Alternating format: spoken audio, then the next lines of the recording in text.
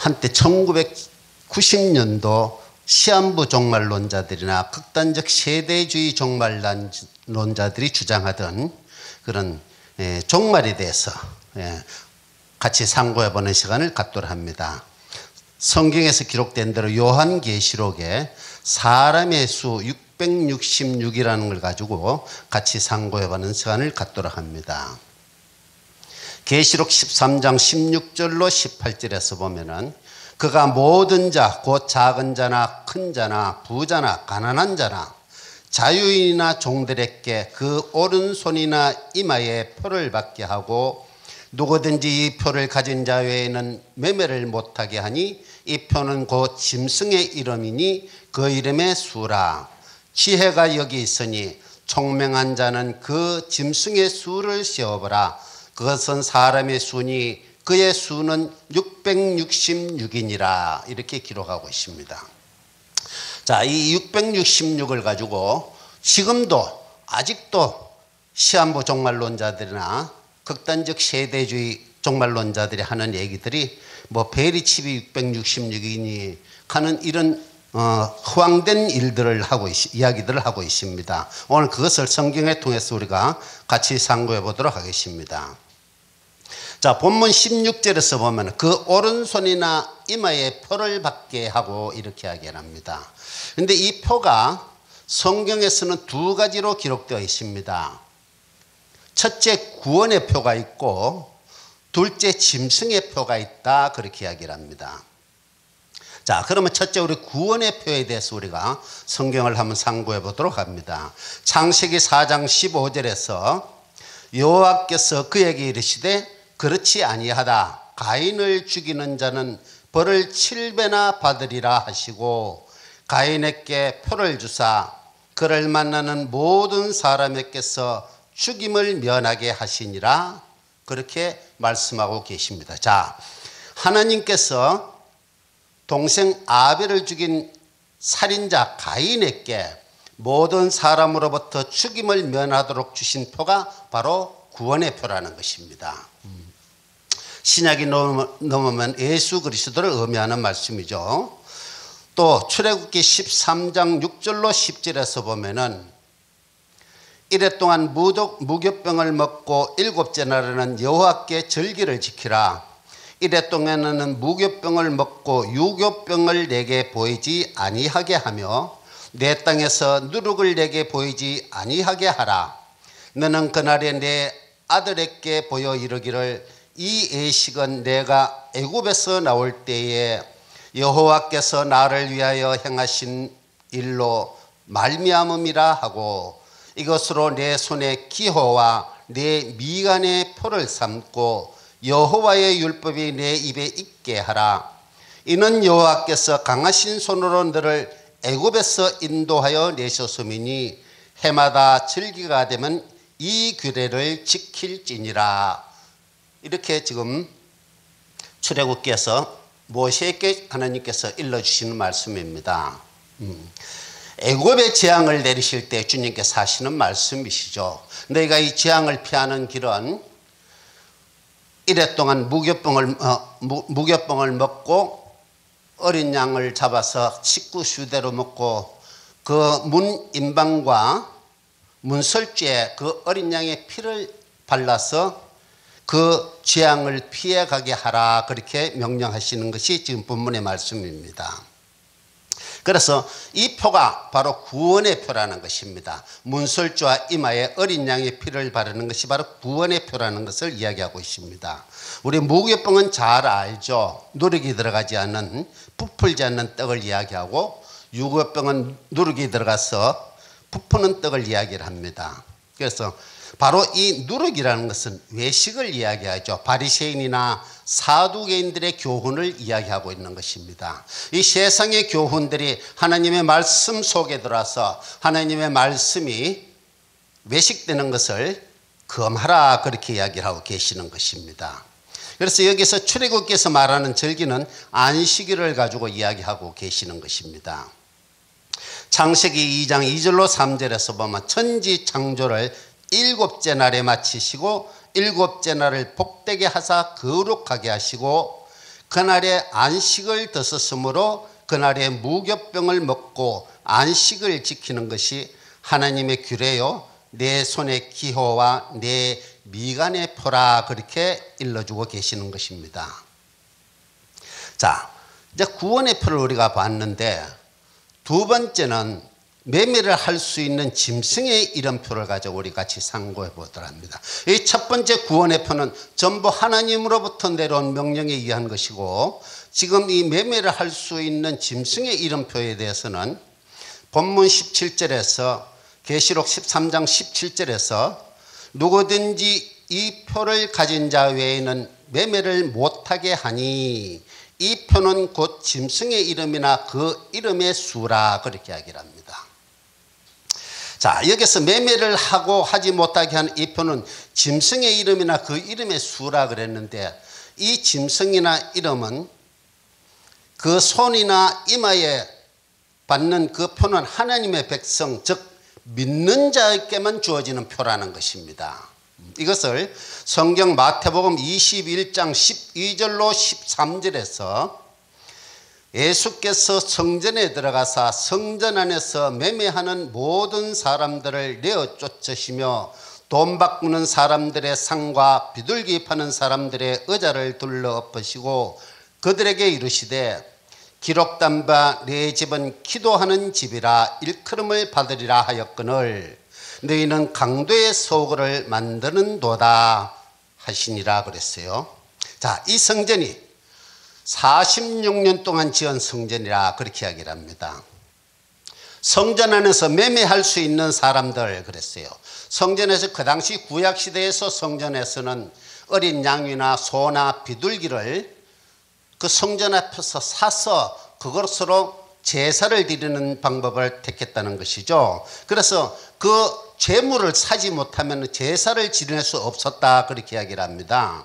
그래서 이 성전 안에서 매매할 수 있는 사람은 바로 어떤 사람이 매매를 할 수 있느냐 했다면 그 오른손이나 이마에 성도라는 이름표를 가진 자라는 것입니다.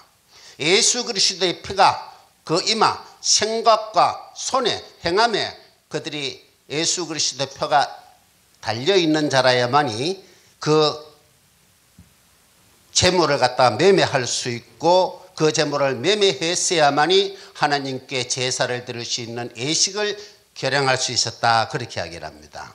그런데 오늘 46년 동안 지은 이 성전에 주님께서 들어와서 채찍으로 그들을 전부 내어쫓으면서 하시는 말씀이 너희는 강도의 소굴을 만드는도다. 하나님의 집은 기도하는 집인데 너희들이 강도의 소굴을 만든다 이러면서 그 성전에 있는 사람들 다 내어쫓는 장면이 성경 마태복음 21장에 기록되어 있습니다. 지금 그러면 이 성전에서 내어쫓는 주님으로부터 내쫓김을 당하는 이들이 어떤 자라는 것입니까?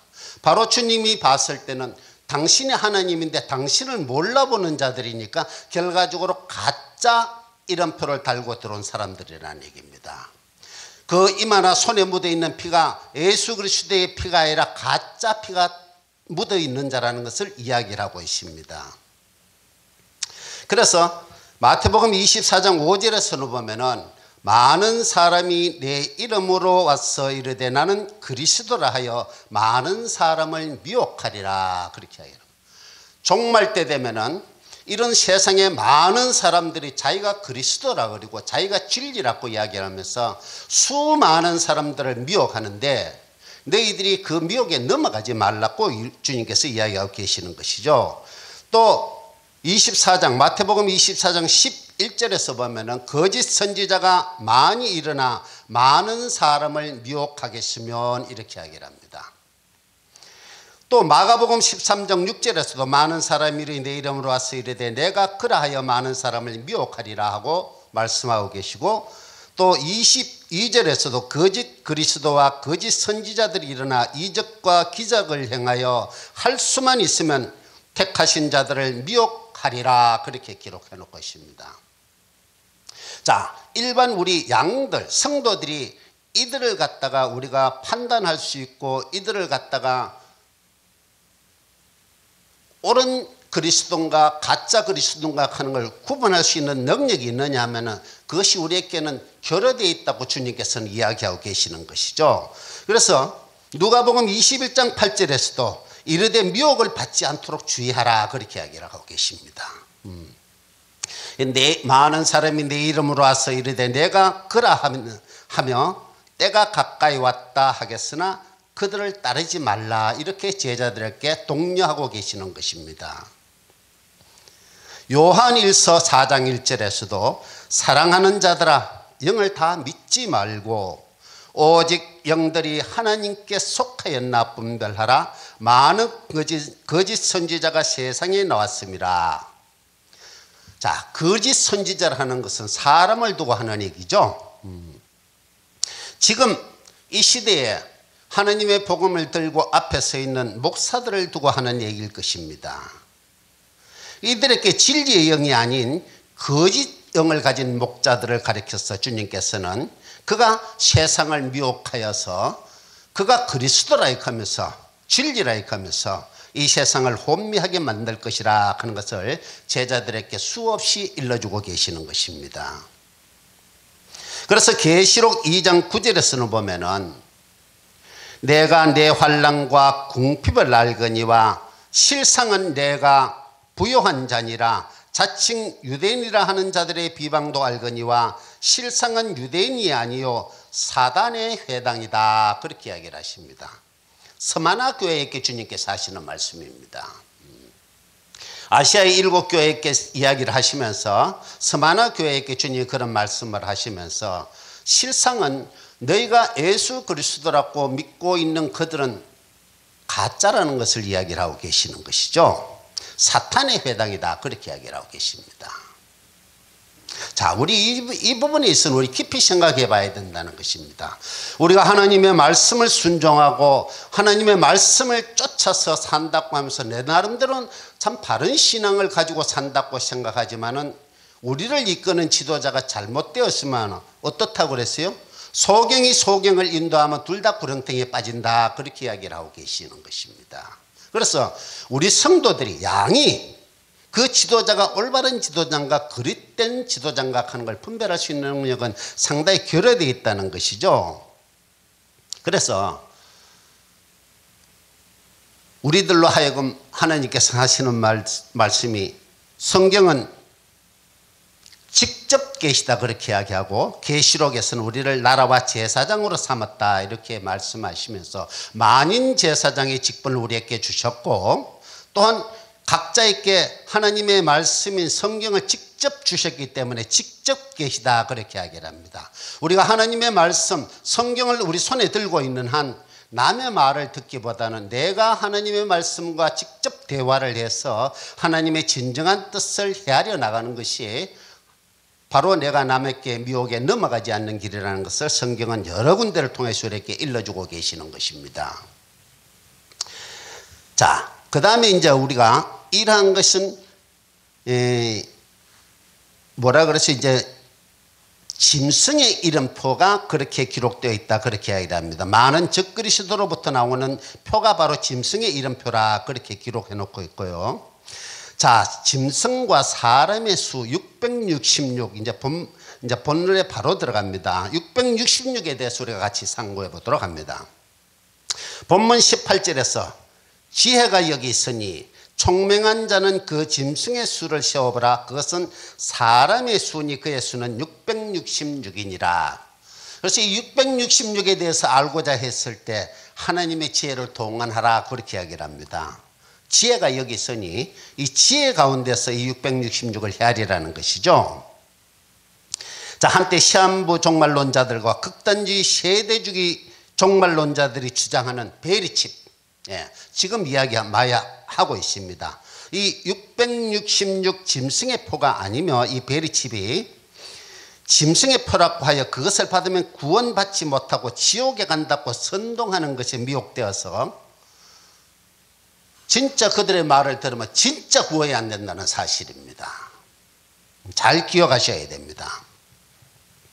첫째, 계시록 22장 18절 19절에서 보면은 예언의 말씀을 더하면 그에게 두루마리에 기록한 재앙을 더할 것이요 예언의 말씀을 제하면 하나님께서 두루마리에 기록한 생명나무와 및 거룩한 성에 참여함을 제하여 버리시겠다 그렇게 말씀하고 계십니다.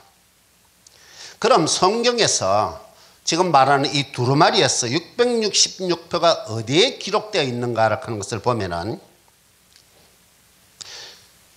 하나님이 하시고자 하는 그 말씀의 뜻이 우리가 알 수 있다는 것이죠.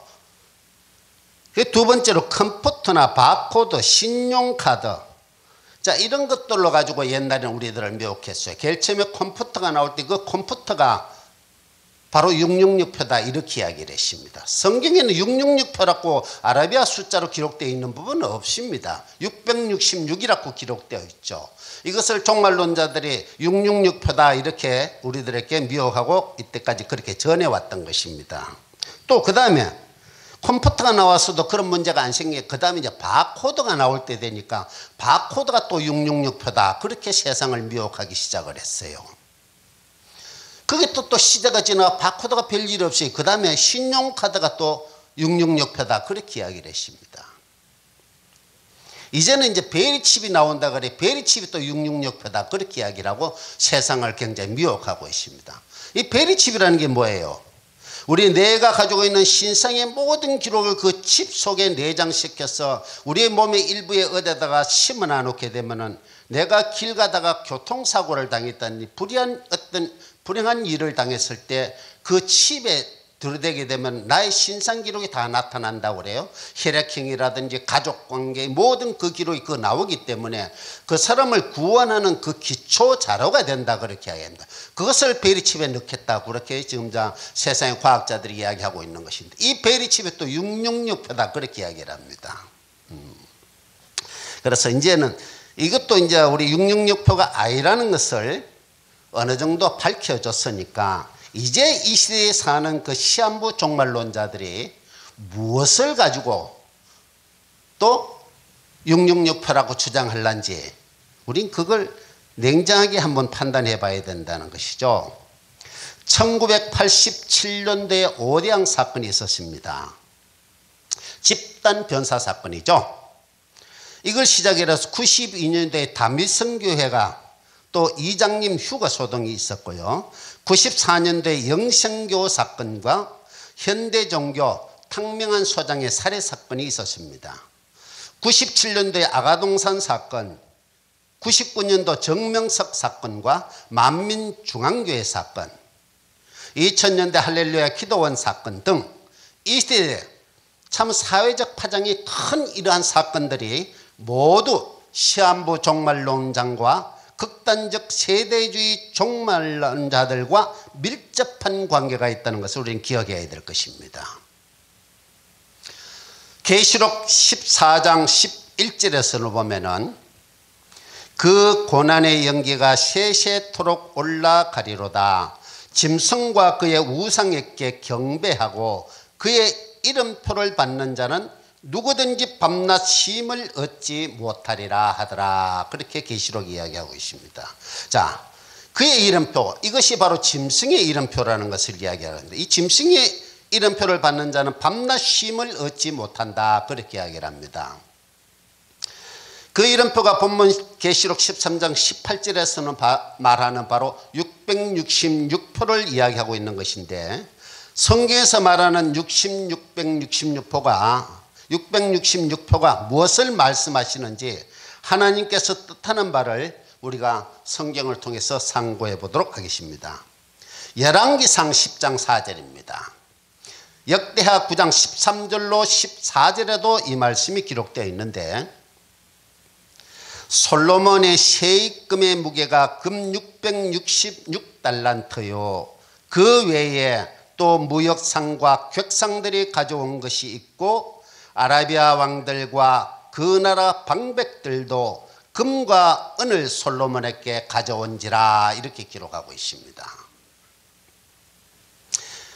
자, 이 솔로몬의 세입금이 금 666달란트라 그렇게 이야기했습니다. 이 세입금으로 보면은 열왕기상 10장 1절로 13절에서 읽어보면은 솔로몬이 하나님께서 주신 지혜를 이방 왕들과 시바 여왕에게 팔아서 취한 세입금이 바로 이 금 666달란트다. 그렇게 기록해 놓고 있습니다. 그런데 마태복음 10장 8절에서는 보면은 너희가 그저 받았으니 거둬 주라 그랬어요. 그런데 솔로몬, 하나님으로부터 많은 지혜와 부와 권세까지 누린 이 솔로몬 왕이 하나님의 지혜로 말미암아 너무 좋았더라는 것입니다. 지혜를 받고 보니까. 그래서 지혜의 중요한 것을 깨닫고 어떤 짓을 하게 되면 세상의 지혜를 하나님의 지혜에 덧입히는 역할을 하게 됩니다. 그래서 세상에 많은 지혜를 또 구했다. 성경은 그렇게 이야기를 하고 있고, 그래서 이 지혜를 많은 다른 이방 국가들에게 팔게 되니까 그들이 그 하나님이 받은 그 지혜를 솔로몬으로부터 전해 듣고 너무나 고맙고 해서 그에게 곡물로 갖다 바치는 것이죠. 이 세입금이 감사해서 그래 갖다 바치는 것인데, 자, 이 세입금을 갖다 세금이라 하기도 합니다. 이걸 주님께서는 어떻게 이야기를 하고 계시느냐 하면은 마태복음 22장 19절로 21절에서는 보면은 세금 낼 돈을 내게 보이라 하시니 데나리온 하나를 가져왔거늘 예수께서 말씀하시되 이 형상과 이 글이 누구의 것이냐 이르되 가이사의 것이니이다. 이에 이르되 그런즉 가이사의 것은 가이사에게 하나님의 것은 하나님께 바치라 하시니 그렇게 이야기를 합니다. 자, 가이사에게 바칠 세금은 세상으로부터 온 수익금에 대한 세금이라는 것이죠. 이러므로 세상의 왕인 가이사에게 바치는 것이며 하나님으로부터 온 것은 하나님께 바치라는 것입니다. 그럼 우리 하나님께로부터 온 것을 알아야 되지 않겠어요? 하나님께로부터 온 것을 알아야 된다는 것입니다. 자, 세상에 우리가 거둬들인 이 하나님의 지혜로부터 판 이 수익금이나 세상에서 얻은 그 수익금은 세상 거라 주님은 그렇게 이야기를 하고 계십니다. 그래서 말라기 3장 8절에서도 보면은 사람이 어찌하여 하나님의 것을 도둑질하겠느냐 그러나 너희는 나의 것을 도둑질하고도 말하기를 우리가 어떻게 주의 것을 도둑질하였나이까 하는도다. 이는 곧 11조와 봉헌물이라 이렇게 기록하고 있습니다. 하나님께서 우리에게 주신 것이 11조와 봉헌물이라 그렇게 이야기를 하고 계십니다. 우리가 하나님께 바쳐야 할 세금 11조와 봉헌물이라고 분명하게 말씀하고 있죠. 그런데 자, 마태복음 23장 23절에서 이 11조를 어떻게 해야 박하와 해항과 근체를 갖다가 11조다 그렇게 이야기합니다. 자, 이것은 우리 잘 알죠. 율법의 11조, 바리새인의 11조다 이야기를 합니다. 자, 이 박하와 해항과 근체도 중요하지만은 더 중요한 것은 의와 인과 신이다 그렇게 이야기를 하고 계십니다. 뭐예요? 정의와 궁율과 믿음이라는 것입니다. 이것이 레위 지파의 11조라 이렇게 이야기합니다. 자, 복음의 11조로 이야기를 하고 있는 것이죠. 이것을 꼭 잊지 말고 하나님께 바쳐야 된다 그렇게 이야기를 하고 있습니다. 자, 그래서 자, 우리가 지금 솔로몬 왕이 구약시대에 많은 하나님의 지혜를 세상에 팔아가지고 이방 여인들로 왕으로부터 그 지혜의 대가로 받은 금 666달란트로 말미암아 솔로몬이 결과적으로 시바의 여왕의 심판을 받게 되는 것이 성경에 기록되어 있고 결과적으로 그 영혼 하나님으로부터 버림받는 것이 성경에 기록되어 있습니다. 그래서 마태복음 12장 42절에서 보면은 심판 때에 남방 여왕이 일어나, 이 남방 심판 때 일어나는 남방 여인이 바로 시바 여왕을 가리키는 것입니다. 이 세대 사람들을 정죄하리니 이는 그가 솔로몬의 지혜로운 말을 들으렸고 땅 끝에서 왔음이거니와 솔로몬보다 더 큰 이가 여기에 있느니라 그렇게 기록하고 있습니다. 솔로몬보다 더 큰 일 누굴 이야기했어요? 바로 그리스도 성령을 두고 하시는 말씀입니다. 그가 그보다 더 크다 그렇게 이야기를 하고 계십니다. 자, 우리 기독교에는 하나님께서 아까도 얘기했지만 계시록 1장 1절에서 만인 제사장 제도를 우리에게 주셨습니다. 그래서 하나님께서 성경을 통해서 각 사람에게 또 직접 계시를 하고 계신다는 것입니다. 그래서 우리가 하나님의 기록한 말씀에 누구의 말도 들을 필요가 없다는 거예요. 오직 하나님의 말씀만 우리의 경성하고 그 말씀을 쫓아서 하나님이 원하시는 바대로 우리가 살게 될 때 그것이 바로 구원에 이를 수 있는 첩경이라는 것을 이야기하고 있습니다. 누가복음 10장 20절에서 보면은 잘 기록해 놓고 있죠. 그러나 귀신들이 너희에게 항복하는 것으로 기뻐하지 말고 너희 이름이 하늘에 기록된 것으로 기뻐하라, 이렇게 기록하고 있습니다. 본문 계시록 13장 17절에서 표는 짐승의 이름이나 그 이름의 수라, 그렇게 기록하고 있습니다. 그런데 그 이름이 하늘에 기록되어야 된다는 것입니다. 우리의 이름이 누구의 이름이든 하늘에 기록되지 않으면 의미가 없다는 것을 이야기하고 있습니다. 그래서 그 이름의 수를 18절에서는 사람의 수다, 그렇게 이야기를 합니다. 그래서 이 수가 666이라 했는데, 그러면 짐승이나 사람은 어떤 존재들이에요? 땅에 발을 붙이고 사는 사람들이라는 것입니다. 우리 눈에 보이는 사람들이라는 것이죠.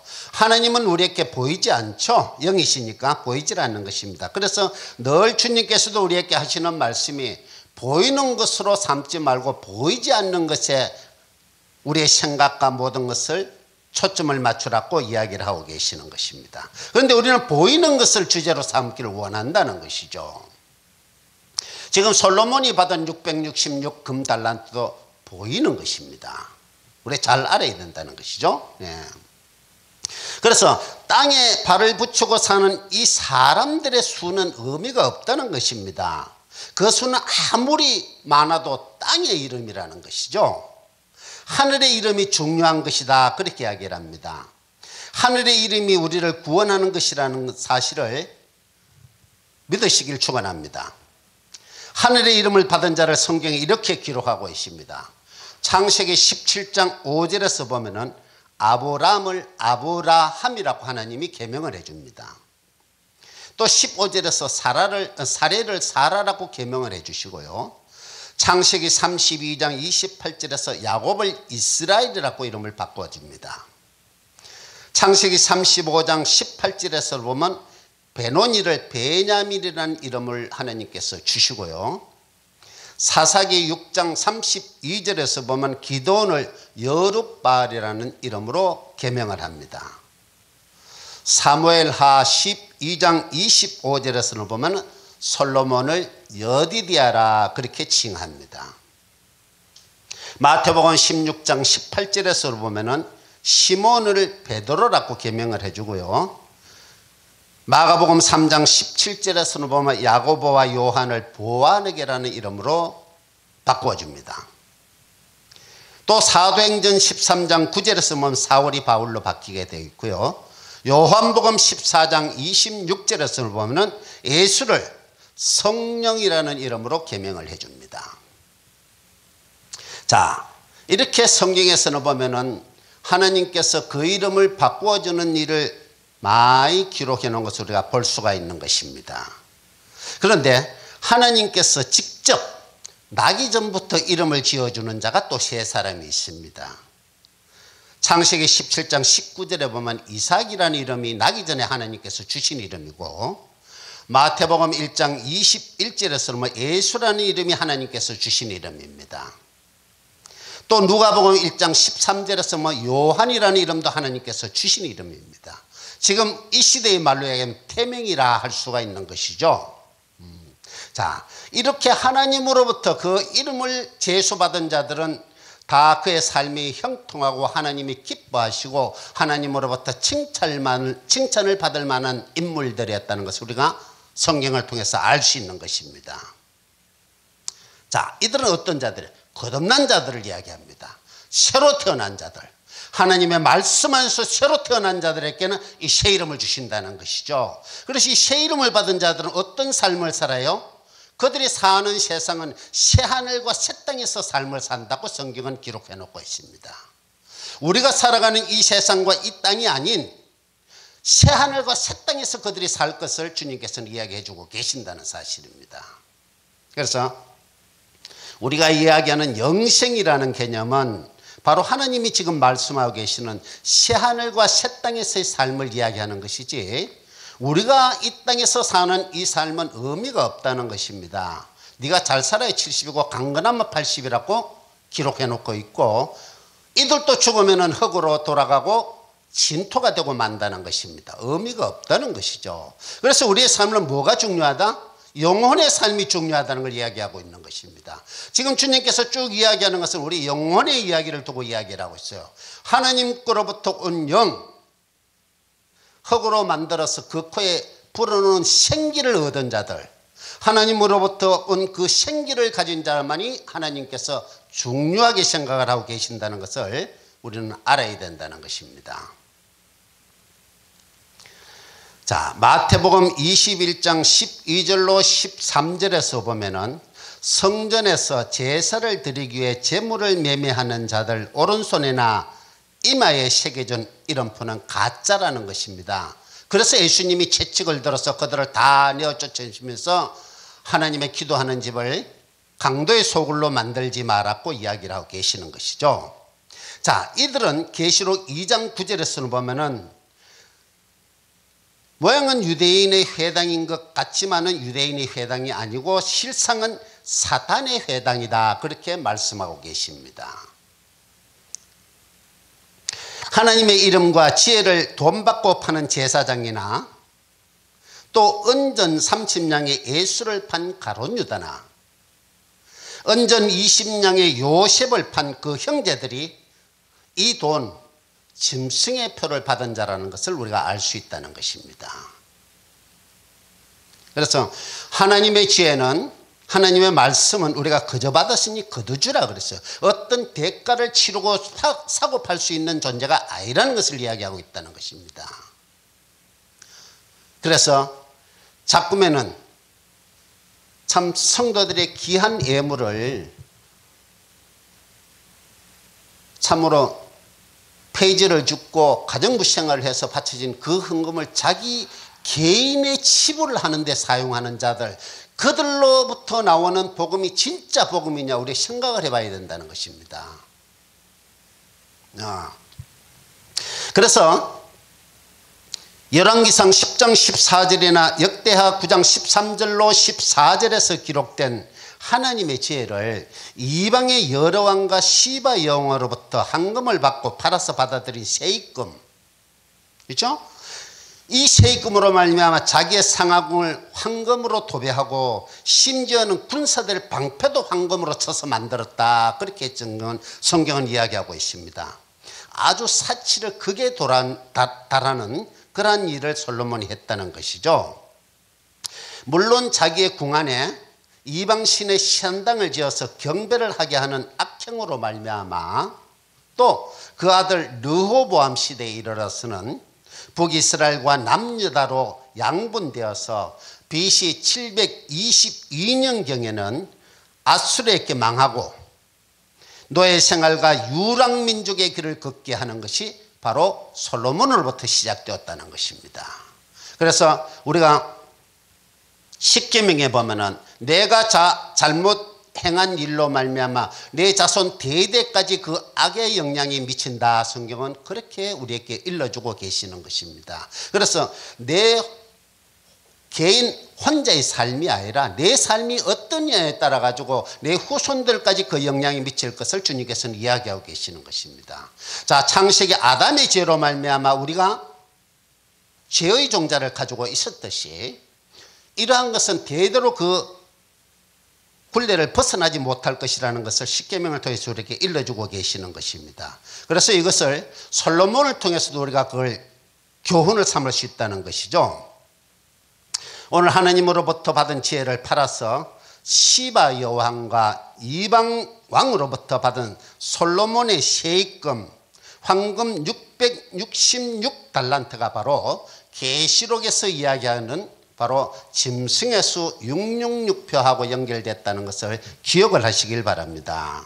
그래서 이걸 가지지 않으면 매매를 못하게 했다고 그렇죠. 그 매매는 뭐를 가지고 매매를 해요? 세상에 라면 사고 뭐 빵 사고 양식 사는 걸 이야기하는 것이 아니라 이 매매는 바로 재물을 사는 매매를 이야기하고 있습니다.